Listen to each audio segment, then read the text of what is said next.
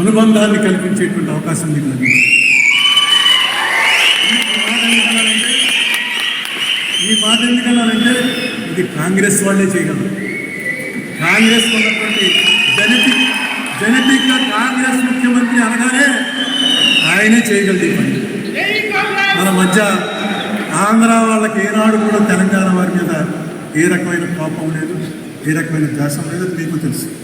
మీకు మా మీద కోపం వచ్చింది, దానికి ఒక కారణం ఉంది, అది మాకు తెలుసు. లేకపోతే పొన్నం ప్రభాకర్ నేను 5 ఏళ్ళు మాట్లాడుకోలేదు. 5 ఏళ్ళు రోజు ఇద్దరం ఎంపీనాం బాగా క్లోజ్. అలా మొహం చూసుకుని మాట్లాడపోతుంది. రుద్రరాజు తండ్రి చచ్చిపోయిన రోజున మళ్ళీ వస్తే ఏం పొన్నం అంటే ఏ అరుణ అన్నాడు. ఏంటంటే కారణం రాజకీయ కారణాలు.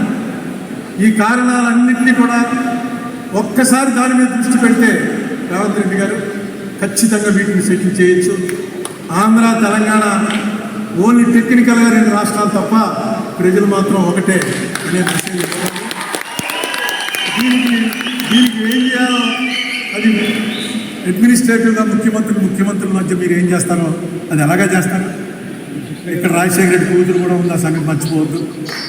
రాజశేఖర రెడ్డి కూతురు రిప్రజెంట్ చేస్తూ ఏమి చేస్తే ఇక్కడ వాళ్ళకి బాగుంటుందో, ఏది మీకు నష్టం లేకుండా కష్టం కలగకుండా ఆంధ్ర ప్రజలకి ఉపయోగకరంగా ఉంటుందో ఆ ఆలోచన మీకు ఆల్రెడీ స్టార్ట్ అయింది. దాన్ని ఇంకొంచెం పెంచండి.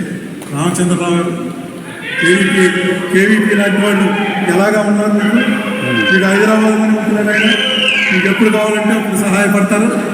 ఖచ్చితంగా ఈ క్రెడిట్ మాత్రం రేవంత్ రెడ్డి గారికి దక్కడం కోసమే